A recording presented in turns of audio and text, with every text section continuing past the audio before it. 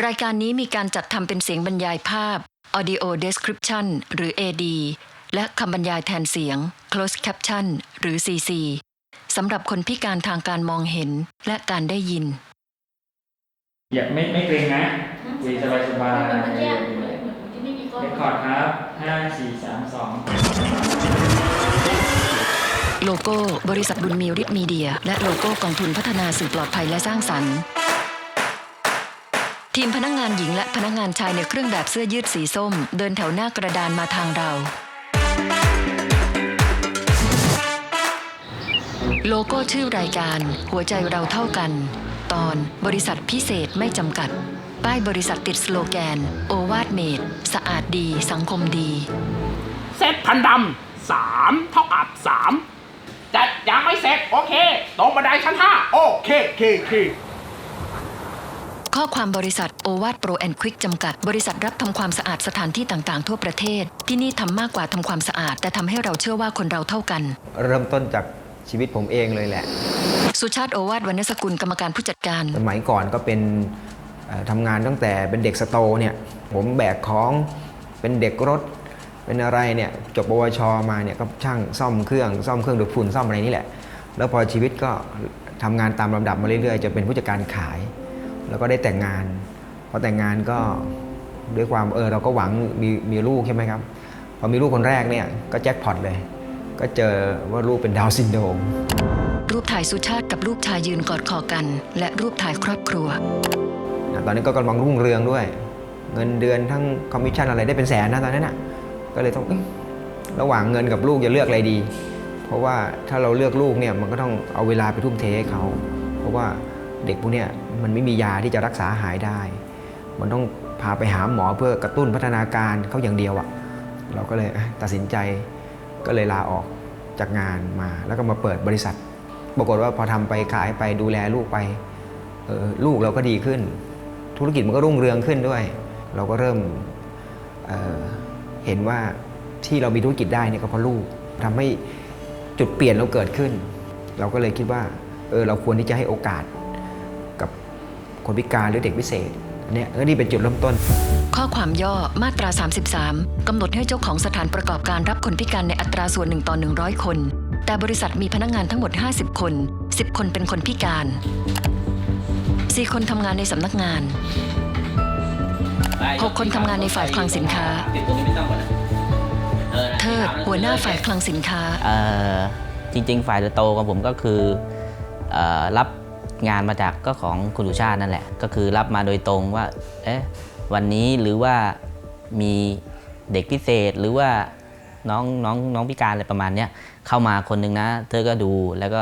สัมภาษณ์อะไรประมาณนี้ครับผมแล้วก็ได้มาคนแรกพี่สรามมาแหละสามารถดาเลาะกองเล็มผู้พิการทางการเคลื่อนไหวทำงานที่นี่มา10 ปีแล้วครับหน้าที่ผมคือกวาดหน้าบ้านดูต้นไม้เช็ดรถทุกคันครับสอนรามเดินกวาดพื้นแถวที่จอดรถหน้าบริษัทที่เป็นตึกแถวหลายคูหาเขายกที่โกยขยะและเทเศษผงลงในถังหลังจากนั้นดูดฝุ่นทำความสะอาดภายในรถยนต์พี่สรามมาวันแรกเนี่ยคือพูดว่าเราไม่ได้นะเพราะว่าเขามาจากราชานุกูลตอนนั้นถ้าผมจำไม่ผิดคือแล้วเขาเป็นพิการทุกพลภาพไหมที่ว่าเคลื่อนไหวด้วยแล้วก็กล้ามเนื้อใช่ไหมประมาณเนี้ยแล้วเขาสื่อสารกับเราแบบงอกแงกอะไรประมาณนี้ในความคิดผมโอ้โหผมต้องการคนคือเข้ามาทำงานอะไรประมาณนี้เราก็คนหนึ่งนะอะไรประมาณนี้แต่ทีนี้พอเราอยู่ด้วยกันนี่เราก็คุยใช่ไหมเพราะว่าเวลาพักเที่ยงหรืออะไรเราก็คุยกับเขาดิเขาก็คือเขาก็โอเคนะแต่วันนี้แล้วคุยก็คือคุยสนุกนะแบบก็เหมือนคนหนึ่งอะไรเงี้ยเราก็คุยไปด้วยแล้วก็แย่แกล้งกันไปด้วยอะไรประมาณนี้กลายเป็นว่า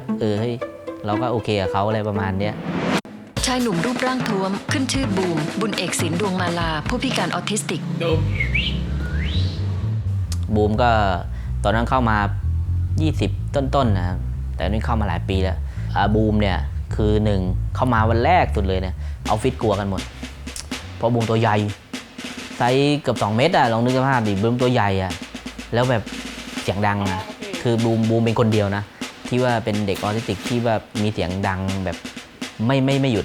15 กะลอนที่ฉันเก็บน้ำยาทำความสะอาด2พี่บอล15 กะลอน ไปลงมาล่างพอผมได้ขึ้นมาอยู่ข้างบนเสร็จแล้วเดี๋ยวผม เพื่อนอีกคนยกถังใส่น้ำยาส่งลงไปให้ 140โอเคเค มาวันแรกตอนนั้นอยู่รวมกันเลยออฟฟิศเข้าห้องน้ำเดียวกัน แต่บูมเข้าห้องน้ำไม่ปิดประตูดิถกกางเกงแล้วนึกภาพแล้วออฟฟิศสาวอ่ะโอ้ยเขากรีดการ์ดกันตอนเนี้ยผมก็มานั่งคิดอยู่เหมือนกันนะว่าเราจะสั่งยังไงทำไปมาผมก็มาคิดได้เขียนบูมเข้าห้องน้ำต้องปิดประตูห้ามแวะโต๊ะนี้อะไรอย่างเงี้ยหนมห้ามหยิบของคนอื่นเขากินจนกว่าจะได้มีคำสั่งหรือมีคนให้ถึงจะกินได้พี่เทิดแล้วก็เขียนด้วยรับทราบแล้วก็เขียนบุญเอกศิลป์ดวงมาลารับทราบทีนี้เข้าระบบเลยปิดประตูห้ามไม่กินนม ผู้ชายตัวเล็กขึ้นชื่อ จอย สุรพงษ์สมชัย บกพร่องทางการได้ยิน พี่จอยตัวเขาแบบนิดเดียวเองอะตอนแรกนึกว่าเขาพิการด้านที่ว่าตัวเล็กเลยอะไรอย่างเงี้ยนะแต่ลงไม่ใช่นะคือเขาจริงๆอะพิการหูว่าเหมือนเขาหูดับไปข้างนึงหรืออะไรสักอย่างเนี่ยเขาเลยสื่อสารกับเราอะลำบากตรงที่ว่าเพราะเขาขี้เขินทีนี้พอเราคุยอะไรไปแล้วเขาเหมือนจะเข้าใจแล้วเขารีบมุดหัวหายไปเลย จอยนั่งให้สัมภาษณ์ทีมงาน แล้วมาทำที่นี่ได้ยังไงคะ อะไรนะ ใครพามาสมัครที่นี่ เราเองต้องสั่งให้ดีนะไม่ใช่อยู่ไปสั่งมันแล้วมันหันหลังหายไปเลยนะใช่ไหมเราก็ต้องให้รู้เรื่องก่อนโอเคถ้าโอเคก็คือจบกัน ชายกลางคนสวมแว่นกรอกกาแฟผงสำเร็จรูปใส่ปาก ขึ้นชื่อเกะวสันต์เปลี่ยนทันผลผู้พิการทางสมอง ของพี่เก๊พี่เก๊ก็คือพี่เก๊ก็เป็นผู้ชายที่เกือบ50แล้วนะแต่ตัวใหญ่ดูน่ากลัวหน่อยนะถ้าเป็นของพี่เก๊นะแต่เขาอารมณ์ดีอยู่ ที่นั่งพักข้างบันได นี่มันตะเปง พี่เกะขยับลูกคอ เจตนาเมื่อเดิมคงมันไว้มีแต่ใจพักดีตลอดมา โหเขาร้องเพลงแบบเพลงนี้เพราะมากเลยนะทุกปีของบริษัทเรามีใช่ไหมจัดงานเลี้ยงแล้วประกวดเราก็ส่งพี่เก๊เลยได้ที่1ชนะคนปกติได้อันดับ1 รอรับได้เลยไม่เคยหลีกพลิ้วสัญญาคือสัญญาปรารถนาเพียงจะได้พบ แต่พี่เก๊เนี่ยต่างกับคนอื่นนะคือไม่ได้พิการแต่กำเนิดของพี่เก๊เนี่ยเขาพิการสมองเลย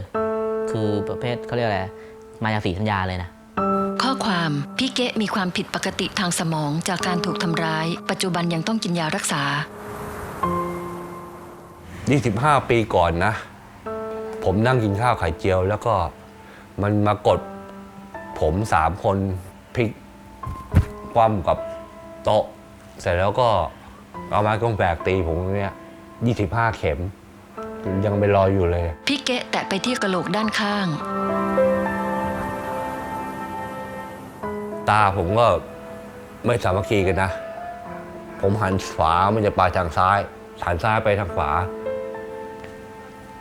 มาถึงตอนนั้นถึงตอนนี้ ตอนนี้เหมือนกันครับ มันมีความผิดปกติเกิดขึ้น ใช่ครับ เพราะว่าโดนตีใช่ไหม ใช่ครับ พี่เกะนั่งตาลอย เด็กชายชื่อจริงชื่อว่า ๆ 2. บกพร่องทางการเรียนรู้ งง เขายิ้มแล้วก้มตัวมองลงไปที่พื้น น้อง2เนี่ยเป็นน้องเล็กสุดเลย คือเริ่มต้นน้อง2เนี่ยครูดุชาติเขาไปวิ่ง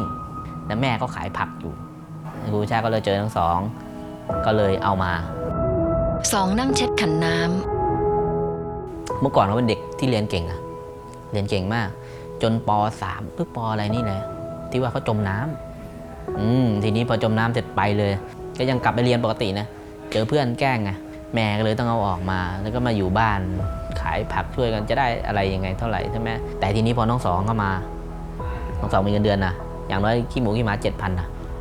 กลายเป็นรายได้หลักของครอบครัวนะ ำชายหนุ่มฟันหลอยิ้มตาหยียกมือสวัสดีมาทางเรา สวัสดีครับชื่อบอลชื่อสุวิทย์ครับ ขึ้นชื่อบอลสุวิทย์หล่อวัฒนวงศ์บกพร่องทางการเรียนรู้บอลสวมหมวกแก๊ปใส่เสื้อยืดกางเกงยีนเดินในซอย พี่บอลเนี่ยคือแต่เรามาตั้งฉายาเป็นณเดชน์เพราะเขาเจ้าชู้จริงๆแล้วเขาชอบผู้หญิงอะไรประมาณนี้แอบชอบเขาอย่างเดียวแล้วเขาตัวใหญ่แล้วแต่เขาแต่งตัวดีนะ ใส่กางเกงรีวายกระเป๋าแบรนด์เนมนะรองเท้าไนกี้นะ บอลเดินเท่ๆสะพายเป้ไว้ข้างหลัง และสวมนาฬิกาข้อมือเรือนทอง แต่เขาเก่งนะเก่งตรงที่ว่าคุยกับคนอื่นได้ สามารถกลับบ้านเองได้มาเองได้นั่งรถตู้2 ต่ออะไรเงี้ยใจใช้ตังค์ได้ คือได้ทุกอย่าง แต่อ่านหนังสือไม่ออกข้อนี้แหละที่อ่านหนังสือไม่ออกก็ใช้ความจำไงแต่พี่บอลจะเป็นเหมือนคนสมาธิสั้นจำได้ก็จริง แต่เหมือนเราสั่งอะไรไปเนี่ยสั่งยาวๆไม่ได้ลืม ขึ้นชื่อแบงค์บกพร่องทางการเรียนรู้ตำแหน่งซักผ้ากรอกน้ำยา ขึ้นชื่อส้มผู้พิการออทิสติกตำแหน่งแม่บ้านเดินเอกสาร ขึ้นชื่อทิวผู้พิการออทิสติกตำแหน่งเจ้าหน้าที่ไอทีขึ้นชื่อเต้ยผู้พิการออทิสติกตำแหน่งเจ้าหน้าที่ไอทีข้อความบนพื้นดำโค้ชจัดวางตำแหน่ง อันดับแรกสุดเลยคือเรามีงานของเราถูกไหมครับงานจะเปลี่ยนไม่ได้เพราะงานมันยังเป็นคงเดิมปกติแต่เราต้องจัดคนเพื่อให้เข้ากับงานทีนี้เราก็ต้องบังคับเขาก็ไม่ได้อีกเพราะว่าเด็กพิเศษแต่ละคนต้องมา10 คนเนี่ยไม่เหมือนกันสักคนหนึ่งเราเปรียบเทียบเราเหมือนโค้ชเนี่ยในเมื่อนักเตะเนี่ย11 คนเท่ากันเลยเรายังไม่รู้ด้วยซ้ำว่าคนนี้เล่นกองหน้านี่กองกลางหรือว่าเซนเตอร์ถูกไหมครับมันก็รูปแบบเดียวกันเช่นว่าเราเอางานคนตัวใหญ่เลยเขาต้องเหมาะกับอะไรเราดูอันดับแรกเขาต้องเหมาะกับการพวกร่างกายแข็งแรงต้องยกไหมต้องยกแล้วบางคนร่างกายแข็งแรงจริงอ่านหนังสือไม่ออกทีนี้เราก็อยู่แบบนึงแต่ถ้าคนไหนอ่านหนังสือออกถึงแม้ตัวเขาไม่ใหญ่เราก็ให้เขาเป็นหัวขึ้นมาเพื่ออ่านหนังสือออกแล้วก็คุม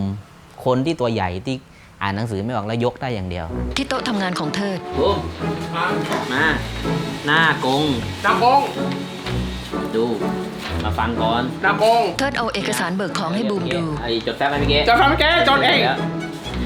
เดี๋ยวพี่เก๋มาพี่เจ้าจด บูมหยิบเอกสารไปหลังร้าน สภา20โค20เจ๊512 20พี่เจ๊5อย่างพี่เก๋กับบูม2 คนเนี่ยจะอ่านหนังสือออกผมก็จะมีแพทเทิร์นแล้วเราก็ลองจดตัวพวกนี้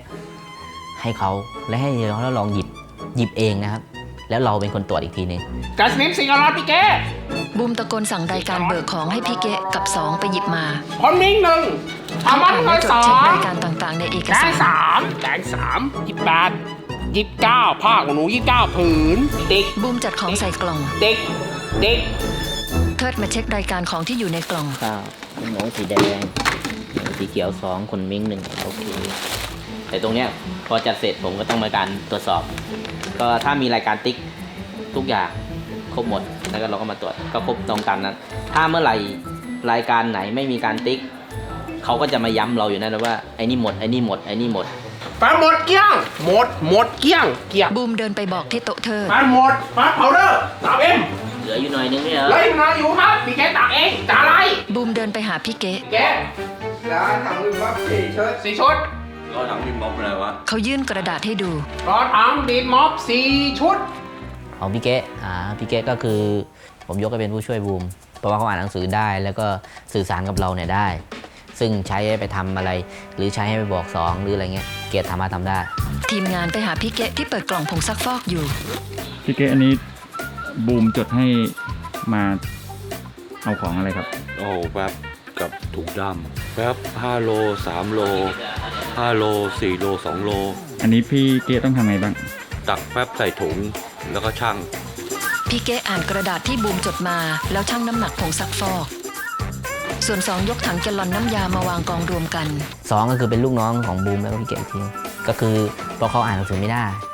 สั่งอะไรก็คือเขาจำไม่ได้อยู่แล้วทั้งให้หยิบไปนี่ไม่หยิบไม่ได้ต้องตามพี่เก๋ก็จะเป็นคนกำกับพอถึงได้สนิทกับพี่เก๋อยู่ติดกันเลยพี่เก๋ไปไหน2ไปนั่นพี่เก๋ขนน้ำยาจากชั้นบนส่งต่อให้2ที่อยู่ข้างล่างทั้งคู่ทำงานไปร้องเพลงไปยิ้มหน่อยเธอน้องพี่ซื้อของมาให้ไม่หยอดยาใจไม่รักกันใหม่แก้วตาบอกไป2ที่มีรูปร่างใหญ่ยกกล่องใส่ของเราได้มีแต่หน้าที่ยกเดี๋ยวเรายกไปเขายกไปวางไว้ที่หลังร้านบนชั้นดาดฟ้าถังแกลลอนวางกองพะเนินหน้าที่ของพี่บอลก็คือหน้าที่หลักๆเลยฝีมืออันดับ1เลยก็คือล้างแกลลอนบอลใช้ฝอยขัดหม้อขัดถูผิวภายนอกของแกลลอนจนสะอาด แล้วโยนกองรวมกันไว้ แกลลอนเนี่ยของเราเนี่ยเป็นพวกเขาเรียกรียูสด้วยนะแกลลอนแต่ละอันมายังแยกด้วยไอ้นี่น้ำยาตัวนี้นี่น้ำยาตัวนี้คือประมาณ4-5 ตัวแบบต่างกันแล้วบางทีก็เหมือนกันด้วยนะแต่มันอยู่ที่ฉลากพี่บอลแยกได้หมดไอ้นี่หัวเป็นแบบนี้นี่หัวแบบนี้แล้วก็ล้างสะอาด ฟองผงซักฟอกกระเซ็นขณะที่บอลก้มหน้าก้มตาล้างถังแกลลอนอยู่ที่ชั้นดาดฟ้า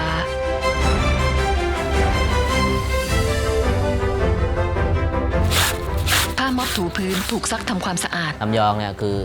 ผมก็ดูตอนแรกก็เข้ามาก็จะทำอะไรได้เพราะว่าแรงก็ไม่ค่อยมีเดินก็แบบช้าๆหน่อยอะไรเงี้ยเราก็มาคิดเขาจะทำอะไรได้อะไรเงี้ยทีนี้เราก็มาแยกเราก็ยังมีสิ่งที่นิ่มนวลเช่นผ้านี่เราก็ให้เขาซักผ้าแบบแบงค์ใช้แปรงซักผ้าถูพื้นที่ใช้แล้วและนำไปตากแดดตอนหลังมาเนี่ยมีเพิ่มแล้วยองอ่านหนังสือออกนี่เพราะมันก็เรียนมาเหมือนกันให้มีผลิตน้ำยาด้วยเพราะผลิตน้ำยาเราไม่ต้องทำอะไรนี่มันมีหัวจ่ายอยู่แล้วแต่แค่ว่าคุณเอาหัวนี้ใส่ให้ถูกไหมมันก็รู้เรื่องอยู่แล้วแบงค์เปิดหัวจ่ายน้ำยาแล้วกรอกใส่ถังแกลลอนส่วนจอยเทส่วนผสมใส่ลงในถังพลาสติกสีฟ้าพี่จอยเนี่ยตัวเล็กๆเนี่ยคืออย่างบอกว่าถ้าเราให้ยกก็ไม่ใช่อีกใช่ไหมแต่เขาอ่านออกเขียนได้ผมก็ต้องจับไปเกี่ยวกับพวกน้ำยาเนี่ยเบอร์ 1เลยเพราะพี่จอยจะอ่านออกหมดตามน้ำยาได้เป็น10 ตัวเลย2 ขนน้ำยาที่กรอกใส่แกลลอนจนเต็มแล้วไปวางไว้รวมกันแล้วอย่างถ้าเราไม่มองเรื่องความเป็นเด็กพิเศษเนาะเรามองด้วยชิ้นงานคุณภาพเขาต่างจากคนทั่วไปยังไงบ้างต่างในหน้าที่นี้ไม่ใช่ว่าต่างว่าเขาจะด้อยกว่านะครับเอาเข้าจริงๆ1ในหลักการทำงานเนี่ยเช่นว่าเราสั่งงานคนธรรมดาถูกไหมเราเป็นหัวหน้าเหมือนทุกที่ผมกล้าพูดได้เลยว่าหัวหน้าสั่งงานเนี่ยสั่งงานลูกน้องคนที่จะทำเนี่ยคือถ้าคนธรรมดาเราจะคิดได้ว่าเฮ้ยเราจะทำตอนไหนก็ได้เพราะงานยังไงก็เสร็จถูกไหมแต่ถ้าเป็นเด็กพิเศษเมื่อเราสั่งงานตรงนี้เขาก็จะทำณตอนนั้นหลังจากที่เราเดินไปเลยจนไม่รู้ด้วยซ้ำว่าจะเสร็จตอนไหนคือทำเรื่อยๆจนชิ้นงานเสร็จแล้วเขาก็ยังจะขัดอยู่อย่างเงี้ยนะจนกว่าเราจะสั่งเฮ้ยพอได้แล้วสอนรามทำความสะอาดรถจนเงางามสุชาติกรรมการผู้จัดการเนี่ยมันเป็นข้อดีอย่างตรงที่ว่าพอมันไม่ได้คิดซับซ้อนเนี่ยมันตรงไปตรงมาเนี่ยมันกลับกลายคือเราพยายามมองหาจุดเด่นของเขาตรงเนี้ยอย่างน้องบูมเนี่ยเรื่องที่ว่าความแม่นยำถ้าบอกว่าจัดไม่กว่า10 อันเขาจะเขียนสมมุติเราเขียนรายการให้เขาเนี่ยเขาถ้าไม่ครบ10 อันเขาก็ไม่ยอมเกินก็ไม่ได้ขาดก็ไม่ได้ปรากฏว่าสินค้าต่างๆสมัยก่อนเนี่ยผมใช้คนทั่วไปเนี่ยของขาดของเกินอยู่เรื่อยเดี๋ยวลูกค้าโทรมาว่าเดี๋ยวแม่บ้านที่รับของไอ้นู่นขาดไอ้นี่เกินแต่พอน้องบูมทำปรากฏว่าเฮ้ยมันไม่ขาดเว้ยมันไม่เกินเว้ยบอกว่าไปส่งของเรียกว่าโอกาสผิดพลาดมีบ้างแต่ว่าน้อยแบบแทบจะไม่มีเลยแหละเหลือขาดบูมเช็ครายการสิ่งของ4 แกลลอนโอเคสบู่2 แกลลอนร้อนบูมยกกล่องไปวางรวมไว้กับแกลลอนใส่น้ำยาและสบู่ทำความสะอาดพี่เกะและสองช่วยบูมขนของเข้าไปข้างในนาฬิกาติดผนังบอกเวลา 11:50 นาทีบูมเดินไปที่หน้าบริษัทได้ครับไปไหนยังไม่มาไก่อะไรครับพี่เจ้รอไก่ทอดเราจะมีไก่ทอดมาขายทุกวันเวลาประมาณนี้ใกล้ๆเที่ยงเราจะเงิ้งรอมีถึงเวลาแล้วเทิดคุยกับทีมงานขณะทำเอกสารไปด้วย5 นาทีบูมออกฤทธิ์แน่ทำไมครับพี่เจ้ทำไมครับเริ่มมีอาการถึงเวลาเลยครับรถขายไก่ทอดมาจอดหน้าบริษัทความที่เป๊ะเกินไปเนี่ยอย่างเช่นสมมุติว่ามีงานด่วนแต่เวลานั้นคือ4 โมงแล้วที่เขาจะกลับบ้านเหมือนเที่ยงเหมือนกันเที่ยงคือคุณต้องพักใช้ไม่ได้นะใช้เขาไม่ได้เขาจะมีอารมณ์แล้วนะคืออารมณ์นี้มาเราต้องทีนี้เราต้องรู้แล้วเฮ้ยควรปล่อยแล้วนะปล่อยบูมอย่างเดียวแล้วคนอื่นยังโอเคอยู่เดี๋ยวดูเที่ยงมัฟปิดไฟหมดเลยปิดไฟทุกสิ่งทุกอย่างขึ้นเตรียมตัวกินข้าวบูมถือถุงข้าวเดินขึ้นชั้นบนเขาเดินปิดสวิตช์ไฟที่ชั้นดาดฟ้าตรงมุมพักผ่อนมีแคร่ไม้ไผ่3 แคร่วางอยู่บูมนั่งพักกินข้าวบนแคร่ ใกล้ๆกันก็มีพี่เกะกับแบงค์และคนอื่นๆนั่งกินกันตามอัธยาศัย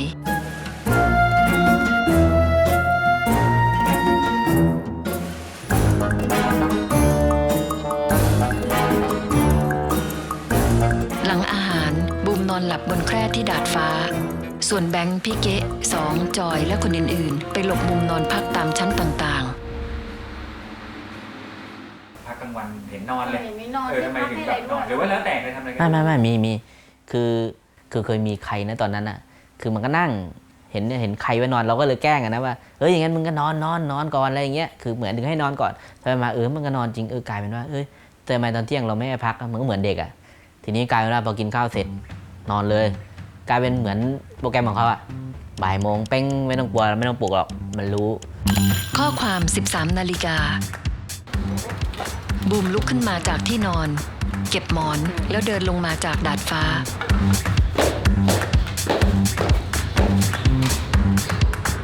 บูมไล่เปิดไฟทีละชั้นบอกมานี่เร็ว พี่เกะเปิดตู้เย็นหยิบนมถั่วเหลืองและขนมออกมาอย่างละแพ็คส่งให้สองขนมไปแบ่งให้คนอื่นด้วยสองแกะห่อพลาสติกแล้วแจกจ่ายให้เพื่อนบูมรับของกินไปผมหน่อยไหวไหมพวกนี้เพื่อนหวีผมปิดหัวล้านให้พี่เกะกับบอลนอนนะให้ล้างหน้าพี่เกะสองและบูมนั่งกินขนมอยู่ที่ข้างบันไดใกล้กับตู้เย็น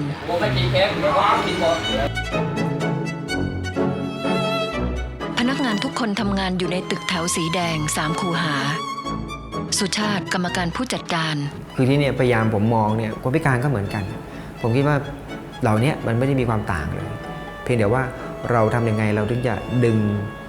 สอนเขาให้เขายังไงให้เขาอยู่ในสังคมไม่ได้อย่างเคสน้องสองอย่างเงี้ยเขาก็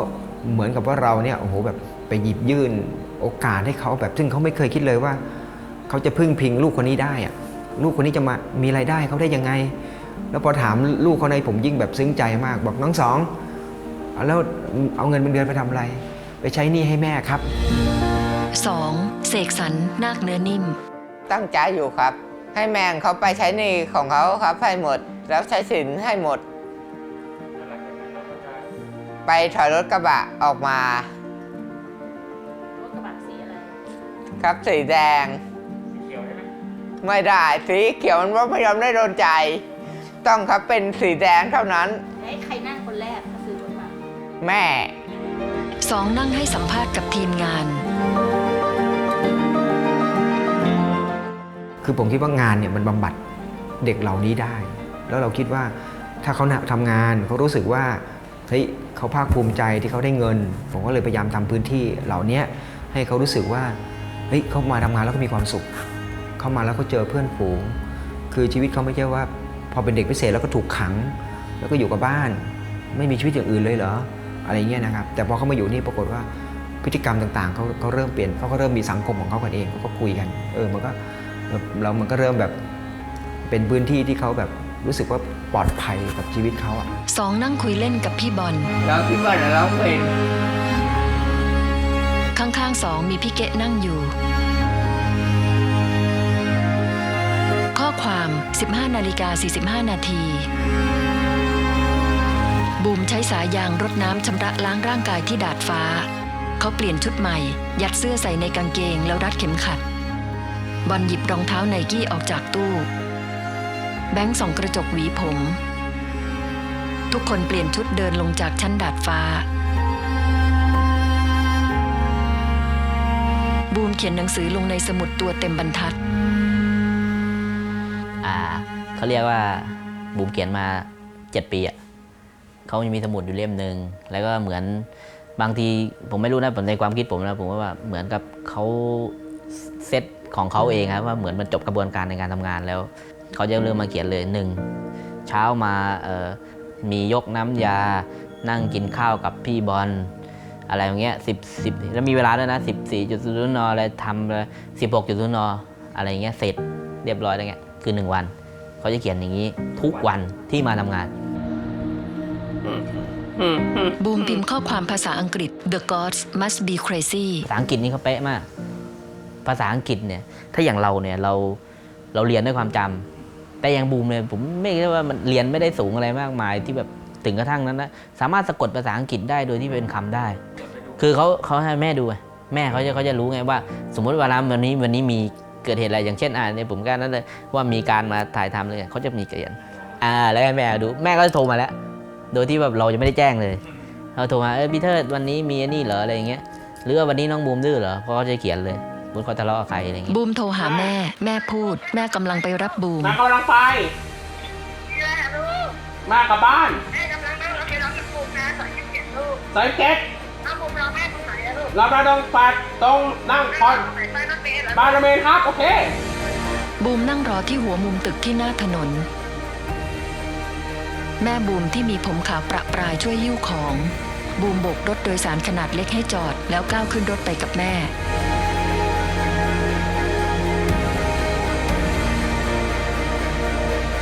ที่แฟลตสีส้ม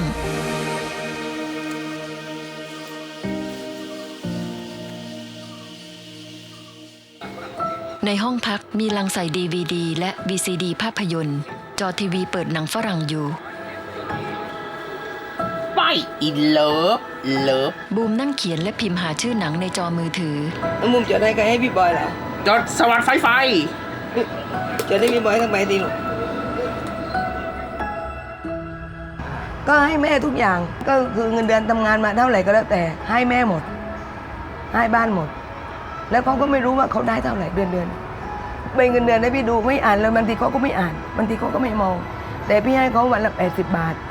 แค่เขาซื้อข้าวหลังจากนั้นก็ซื้อหนังหมด แล้วก็พี่ไม่ว่าเขาเพราะว่าเป็นสิทธิ์ของเขาเก็บเองเขาจะซื้อเองเมื่อไหร่เขาบริหารเงินเขาเอง DVD หนังไทยและหนังเทศหลากหลายแนวตั้งเรียงไว้บนโต๊ะและในลังพลาสติกที่อยู่ในห้องนอน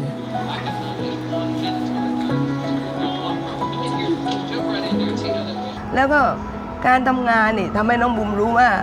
เขาจะซื้ออะไรกินเขาจะใช้ชีวิตยังไงจากเงิน20 บาทไม่รู้จักนะ100 บาทไม่รู้จักเหรียญบาทไม่รู้จักพี่สอนเขาจากเหรียญบาทเหรียญ5เหรียญ10แบงค์20แบงค์100แบงค์500เขารู้จัก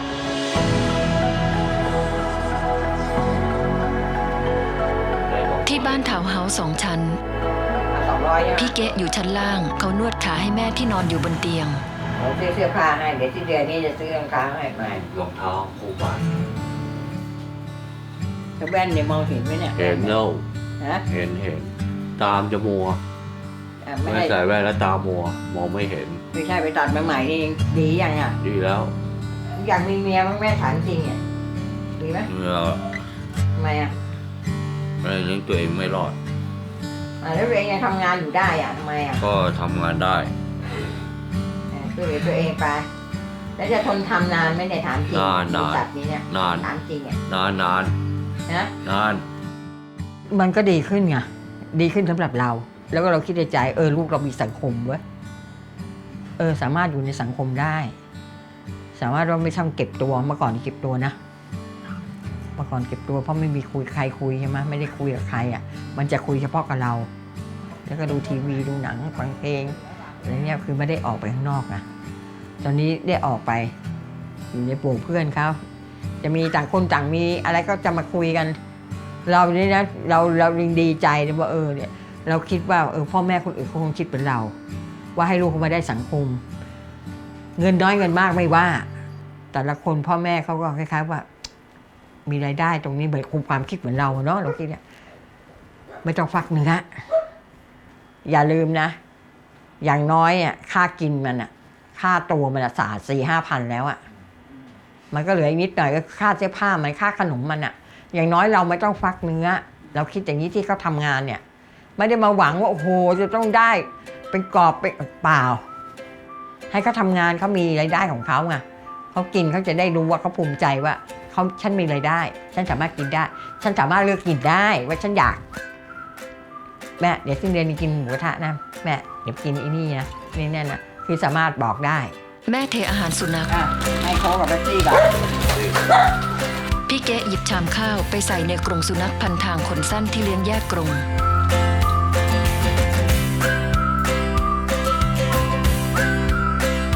หลังจากให้อาหารสุนัขเขาเดินไปให้อาหารแมวอีกหลายกรงในบ้านที่ ตลาดนัดขายเสื้อผ้าบอลสวมหมวกแก๊ปเดินช้อปปิ้งกับแม่ที่หน้าร้านขายรองเท้าเขากับแม่ช่วยกันเลือกรองเท้าสปอร์ตแฟชั่นที่วางกองอยู่ต้องจัดการเรื่องเงินเพราะเงินอยู่กับเขานี่นะยังให้ไว้ให้พิเศษ1,000เนี่ย2 วันไม่รู้ไปซื้ออะไรหมดแล้ว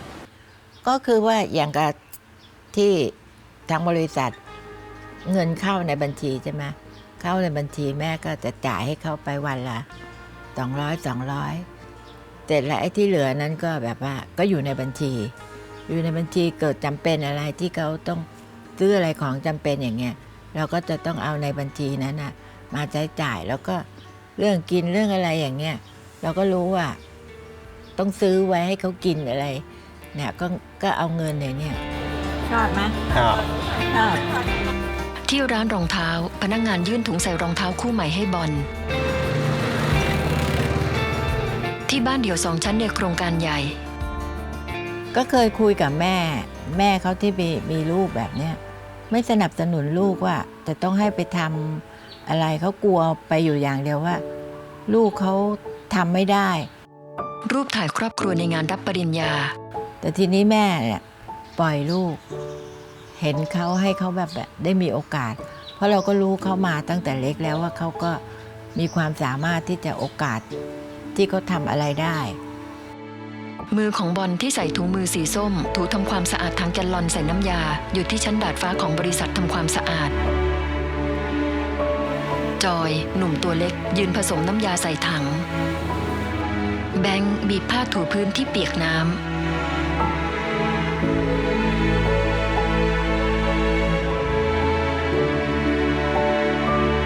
พี่เกะกับ2นั่งเช็ดทำความสะอาดถังเครื่องดูดฝุ่นเด็กพวกนี้ต้องลงทุนและต้องปฏิบัติจริงและต้องให้โอกาสจริงแล้วเราต้องจริงใจเกินร้อยและเด็กพวกนี้จะเกิดในสังคมน้องบูมเป็นเด็กมีค่าเป็นเด็กทำงานเป็นเด็กตื่นนอนเป็นเวลารู้จักกิจวัตรประจำวันว่าชีวิตคนทำอะไรลูกฉันทำตรงนั้นและลูกฉันไม่ได้เป็นด้อยกว่าใครเพียงแต่พวกคุณจะมองเขาเท่านั้นนั่นคือลูกพี่และถ้าพ่อแม่ทุกคนที่เป็นอย่างนี้นะรับรองเด็กพิเศษไปอยู่ตรงไหนได้หมดที่ถนนในซอยพนักงานที่สวมเครื่องแบบเสื้อยืดสีส้มเดินแถวหน้ากระดานพวกเขาค่อยๆก้าวเข้ามาหาพวกเราใกล้ขึ้นใกล้ขึ้น